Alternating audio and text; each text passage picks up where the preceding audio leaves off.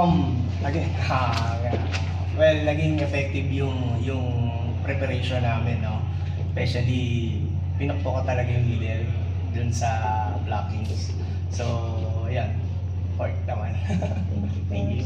And for Fifi, you had 13 points tonight, and overall the team had 12 blocks in total. So, yun nga sabi ni Coach, pinakpok niya talaga yung middle. So, what can you say about the team's overall performance as well as yours? Just overall very happy because everybody evidently worked all together and efficiently as well. So this is a big win for us kasi, well, we worked really hard throughout the whole week, the past few weeks, to get a win like this. Thank you. Farzan,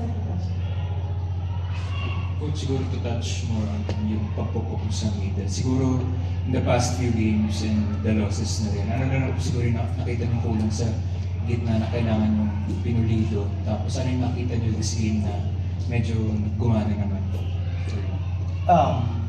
So, ang instruction ko dun sa center namin kay Mitch is once na good pass is activate na lagi ang middle.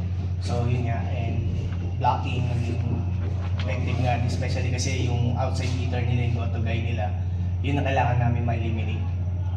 Okay naman, nangyari naman. Coach, just to like elaborate more, going against a sister team and at the same time, kanina nung game nyo, na contain nyo si Ivy Laxina, most of her kills were blocked.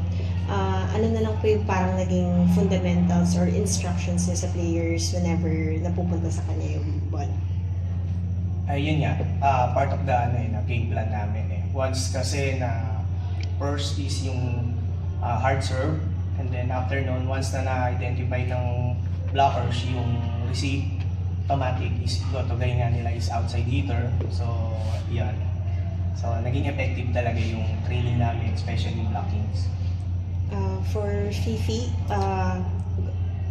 having 13 points in this game, what can you say about your performance for today, and at the same time, how does this win can help you to your upcoming games? I feel like this is a good testament for everyone na as long as you prepare for a game, you're gonna get victory talaga. Basta hard work lang and trust the system, which is what we all did today. And yeah, that's all I can say. Fifi, ano na lang din masasabi mo sa laro ng fellow middle blocker si Celine? I think first start ba today, 12 points, ang ganda talaga ng laro din. Of course, very happy kasi kampante ako na pag-iikot, lalabas ako. It's the same intensity inside of the court. So, yun nga, as I mentioned before, I admire Ate Celine. And it's good din for the team na we work really well together. So,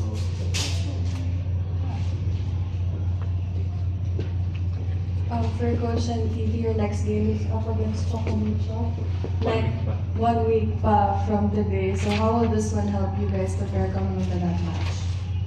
Well, yun nga, Chocomucho kasi is wala pang talo. So, every game nila, talagang this incoming training namin, talagang from the start, yung sa amin muna, training muna namin, and then that's the time nire-review namin yung mga, especially mga play ng Chocomucho. I think we'll prepare as intense and as mindful as we did the past few games. Syempre double effort kasi Chocomucho is one of the stronger teams that we're gonna go up against. So, ayun, I mean, anything can happen. Charity could defeated P9 earlier today, so who knows, 1 week from now. Coach, how big of an advantage lang na, ayun nga, sabi ni Fifi kanina, na kapag lalabas siya, papasok si Seth, same intensity and vice versa.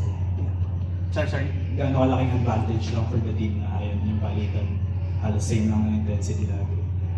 Oh yes, yun nga, ang sabi ko naman kasi sa kanila, magpo-focus muna kami ngayon sa middle. So, nangyari nga is medyo maganda, most of the time naman maganda yung receive. So, yun naman yung pinaka-instruction ko, activate the middle blocker. Thank you, Coach. Thank you, Fifi. Congrats. Thank you.